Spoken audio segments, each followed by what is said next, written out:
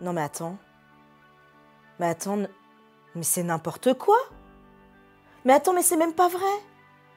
Non, attends, non, ça peut pas se passer comme ça. Hein. Ah non, ça va pas se passer comme ça. Ah ouais, carrément. Salut, c'est Karine. Oui, c'est bien la pensée du jour, mais aujourd'hui, on va pas se laisser faire. Hein.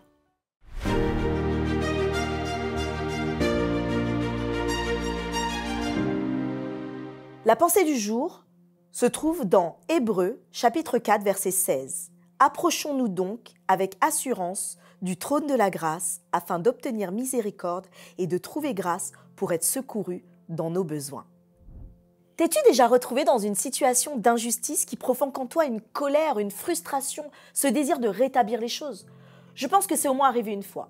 Et là, je pense qu'il y a des choses qui doivent se passer à ce moment-là. Peut-être que ça peut être, tu appelles ton époux, un ami, un frère, une sœur. Peut-être que tu essayes de voir comment te défendre. Je parle d'une grosse injustice là, un manque de respect peut-être. Pour certains, des fois, ça peut être une queue de poisson. Tu sais, sur la route, la personne qui t'est passée devant, peut-être ce matin même d'ailleurs.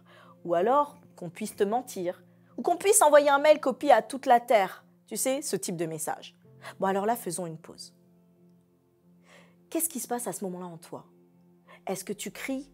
Est-ce que tu as envie de bougonner? Que se passe-t-il? Est-ce que tu restes dans ton coin?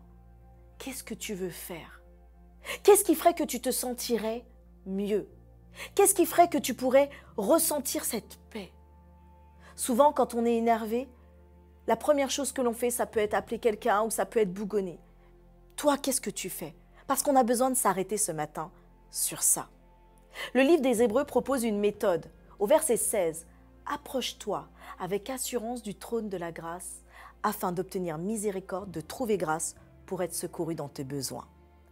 Si au lieu de chercher des moyens humains pour résoudre tes injustices, tu venais à te tourner vers Dieu.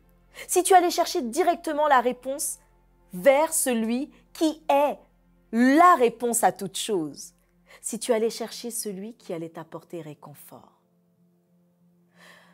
Oui, tu sais parfois, dans certaines situations d'injustice, la personne qui crée cette injustice souffre plus que toi. Nous ne luttons pas avec l'autre, mais nous luttons en prière. Quand nous nous approchons du trône de la grâce, quand nous venons à Dieu, quand nous nous approchons près de lui, il t'apporte cette réponse et cette paix en prière. Alors la première chose à faire avant d'appeler un ami, appelle ton meilleur ami, Dieu. Appelle-le dans tes situations d'injustice. Demande-lui quoi faire. Prends le temps et permets-lui de te montrer la souffrance de l'autre pour t'aider. On commence tout de suite? Allez, on a dit qu'on ne se laissait pas faire. Hein. On ne va pas se laisser faire, mais on ne va pas se laisser faire en prière.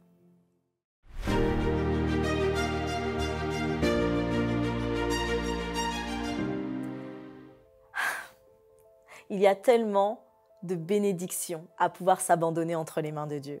Alors laisse-nous tes commentaires, laisse-nous en fait tes prières, laisse-nous aussi tes idées. Raconte-nous aussi comment toi tu fais quand il y a ces moments d'injustice et comment tu laisses Dieu prendre la place surtout.